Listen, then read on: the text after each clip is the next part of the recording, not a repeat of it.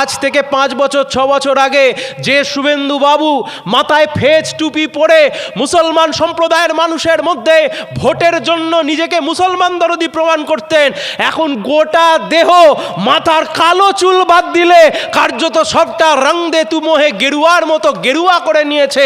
গিরগিটি ছাড়া আর কিছু বলা যেতে পারে না। ঠিক একই রকমভাবে রেড রোডে নামাজ পড়বার ভান করে মমতা বন্দ্যোপাধ্যায় রাজ্যের মুখ্যমন্ত্রী ঠিক ঈদ আসলেই, ঠিক ঈদের আগেই মাথায় টুক করে হিজাবটা টেনে নিয়ে তিনি বসে পড়তেন। কিন্তু লাল ঝান্ডার জ্যোতি বোস আর বুদ্ধদেব ভট্টাচার্য কোনো দিন রাজনীতির সাথে ধর্মকে গুলিয়ে দেয়নি, আর দেয়নি বলেই বাংলাটা সুরক্ষিত ছিল। বাংলার বুকে কোনোদিন ধর্ম আর রাজনীতি মিলেমিশে একাকার হয়ে যায়নি। আপনাদের কাছে আমরা জানতে চাইছি, আপনাদের কাছে আমরা প্রশ্ন রাখছি, আপনাদেরকে ভাববার জন্য আমরা অনুরোধ করছি। আচ্ছা বলুন তো, এই রাজ্যের সরকার যখন ক্ষমতায় এলো 2011 সালে, তার আগে কি এ রাজ্যের বুকে ধর্ম পালন হতো না? এ রাজ্যের সরকার যখন 2011 সালে ক্ষমতায় এলো, তার আগে কি এ রাজ্যের বুকে দুর্গা পুজো হতো না? এ রাজ্যের বুকে কালী পুজো হতো না? এ রাজ্যের বুকে শীতলা পুজো হতো না? এ রাজ্যে 2011 সালে ক্ষমতায় আসবার আগে এ রাজ্যে কি ঈদ হতো না? এ রাজ্যে কি বড়দিন হতো না? সব হতো। এ রাজ্যের বুকে ঈদ পালন হতো, এ রাজ্যের বুকে দুর্গা পুজো হতো, এ রাজ্যের বুকে কালী পুজো হতো, এ রাজ্যের বুকে ধুমধাম করে মানুষ তার নিজের উৎসব পালন করতেন। ধর্ম ছিল, ধর্ম আছে, ধর্ম থাকবে। সিপিএম এর কোন নেতা বলছে তার জন্য থাকবে তা নয়, ভারতবর্ষের সংবিধান বলেছে বলে থাকবে। আপনি কোন ধর্ম পালন করবেন, আপনি কোন ঠাকুরের পুজো করবেন, আপনার আরাধ্য দেবতা কে হবে, আপনি নাস্তিক হবেন নাকি আপনি ধর্মানুরাগী হবেন, তা আপনার অধিকার। সেই অধিকার আপনাকে দিয়েছে ভারতবর্ষের সংবিধান। ধর্ম এতদিনও ছিল, ধর্ম আজকেও আছে, ধর্ম ভবিষ্যতেও থাকবে। মন্দির আগেও ছিল, এখনো আছে। কিন্তু আজকে গোটা রাজ্যের দিকে তাকিয়ে দেখুন, কি তৃণমূল কি বিজেপি, কার্যত ধর্ম নিয়ে রাজনীতি চলছে, প্রতিযোগিতার রাজনীতি। মানুষের দৈনন্দিন ইস্যু নিয়ে কোনো আলোচনা নেই। বেকার যুবক টুকরে টুকরে কাঁদছে, বাইরের রাজ্যে পরিযায়ী শ্রমিক হয়ে কাজ করতে চলে যাচ্ছে। 100 দিনের কাজ শুরু হচ্ছে না, 100 দিনের কাজ থমকে দাঁড়িয়ে আছে। পঞ্চায়েত ব্যবস্থা লাটে উঠে গেছে, রাজ্যের মানুষ কষ্টের মধ্যে রয়েছে, গোটা রাজ্য দুর্নীতির আঁতুড়ঘর হয়ে গেছে। কিন্তু একদিকে তৃণমূল আর বিজেপি গোটা রাজ্যের মানুষকে আজকে ধর্মের বিনিময়ে ভাগ করে দিতে চাইছে। আজকে আমাদের রাজ্য যে জায়গায় দাঁড়িয়ে আছে, আজকে আমাদের যে দেশ যে জায়গায় দাঁড়িয়ে আছে, রাজনীতির আলোচনার কেন্দ্রবিন্দু, সে রাজনীতির আলোচনার কেন্দ্রবিন্দুতে আমি নেই, আপনি নেই, মানুষ নেই। মা বোনেদের ভালো থাকা, গরিব খেটে খাওয়া মানুষের ভালো থাকা, মাথা উঁচু করে বাঁচা, কৃষকের সারের দাম, গ্যাসের দাম কমানো, পেট্রোলের দাম বাড়ছে, ডিজেলের দাম বাড়ছে, নিত্য প্রয়োজনীয় জিনিস যা চাল ডাল আলু আগুনের মতো দাম বাড়ছে। বেকার যুব সমাজ, রাজ্যের বুকে চাকরি নেই, নতুন শিল্প নেই, কলকারখানা নেই। চাকরি মানে দুর্নীতি, পশ্চিমবাংলার বুকে সরকারি চাকরি মানে নতুন নতুন দুর্নীতি। পশ্চিমবাংলার বুকে সরকার যখন নোটিফিকেশন করে, তৃণমূলের নেতারা মনে করে যে একটা নতুন করে খাওয়ার জায়গা হয়েছে, পার্টি অফিস থেকে আলু পটলের মতো করে এ রাজ্যের বুকে চাকরি বিক্রি করব। মানুষ ডিগ্রির মাধ্যমে চাকরি পাবে না, কিন্তু মানুষ যার যত টাকার দম তার মাধ্যমে চাকরি পাবে। আজকের এমন একটা রাজনীতি হচ্ছে যে রাজনীতিতে বেকার যুবক, বেকার যুবতী, শিক্ষিত ছেলে মেয়েদের চাকরি নিয়ে কোনো আলোচনা নেই। আজকে এমন একটা রাজনীতি তৈরি করবার জায়গা হচ্ছে যেখানে মা বোনেদের ইজ্জত, মা বোনেদের নিরাপত্তা, মহিলাদের নিরাপত্তা সুনিশ্চিত করবার কোনো আলোচনা নেই।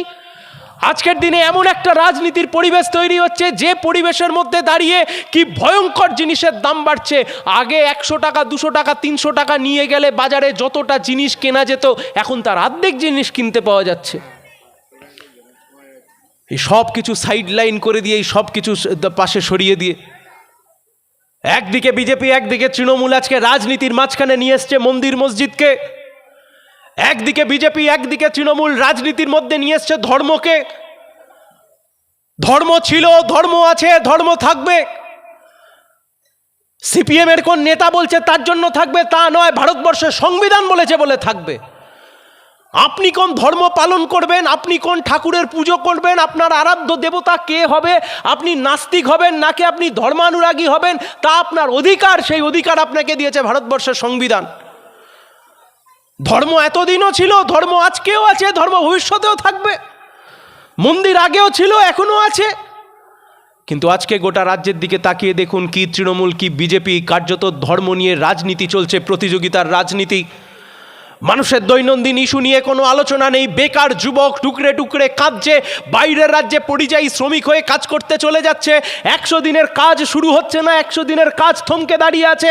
পঞ্চায়েত ব্যবস্থা লাটে উঠে গেছে, রাজ্যের মানুষ কষ্টের মধ্যে রয়েছে, গোটা রাজ্য দুর্নীতির আঁতুড়ঘর হয়ে গেছে। কিন্তু একদিকে তৃণমূল আর বিজেপি গোটা রাজ্যের মানুষকে আজকে ধর্মের বিনিময়ে ভাগ করে দিতে চাইছে। আপনাদের কাছে আমরা জানতে চাইছি, আপনাদের কাছে আমরা প্রশ্ন রাখছি, আপনাদেরকে ভাববার জন্য আমরা অনুরোধ করছি। আচ্ছা বলুন তো, এই রাজ্যের সরকার যখন ক্ষমতায় এলো 2011 সালে, তার আগে কি এ রাজ্যের বুকে ধর্ম পালন হতো না? এ রাজ্যের সরকার যখন 2011 সালে ক্ষমতায় এলো, তার আগে কি এ রাজ্যের বুকে দুর্গা পুজো হতো না? এ রাজ্যের বুকে কালী পুজো হতো না? এ রাজ্যের বুকে শীতলা পুজো হতো না? এ রাজ্যে 2011 সালে ক্ষমতায় আসবার আগে এ রাজ্যে কি ঈদ হতো না? এ রাজ্যে কি বড়দিন হতো না? সব হতো। এ রাজ্যের বুকে ঈদ পালন হতো, এ রাজ্যের বুকে দুর্গা পুজো হতো, এ রাজ্যের বুকে কালী পুজো হতো, এ রাজ্যের বুকে ধুমধাম করে মানুষ তার নিজের উৎসব পালন করতেন। কিন্তু লাল ঝান্ডার জ্যোতি বোস আর বুদ্ধদেব ভট্টাচার্য কোনোদিন রাজনীতির সাথে ধর্মকে গুলিয়ে দেয়নি, আর দেয়নি বলেই বাংলাটা সুরক্ষিত ছিল। বাংলার বুকে কোনোদিন ধর্ম আর রাজনীতি মিলেমিশে একাকার হয়ে যায়নি। আজকে তৃণমূল আর বিজেপির নেতাদেরকে দেখলে মনে হয় এরা যেন যেমন খুশি তেমন সাজোর প্রতিযোগী হয়েছে। কে কখন হিন্দু সাজছে, কে কখন মুসলমান সাজছে, শুধুমাত্র ভোটের জন্য। এই পাশের বিধানসভা নন্দীগ্রাম বিধানসভা, নন্দীগ্রামের বিধায়ক শুভেন্দুবাবু আজ থেকে 5 বছর আগে যিনি তৃণমূলের নেতা ছিলেন, 5-6 বছর আগে ঈদের সময়তে, সেই সময়তে আমরা দেখতাম মাথায় ফেজ টুপি পরে নামাজ পড়ার ভান করে গোটা পূর্ব মেদিনীপুর জুড়ে তার ছবি ছড়িয়ে পড়তো। ঠিক একই রকমভাবে রেড রোডে নামাজ পড়বার ভান করে মমতা বন্দ্যোপাধ্যায় রাজ্যের মুখ্যমন্ত্রী ঠিক ঈদ আসলেই, ঠিক ঈদের আগেই মাথায় টুক করে হিজাবটা টেনে নিয়ে তিনি বসে পড়তেন। আর আজকের দিনের মহিমা আপনি দেখুন।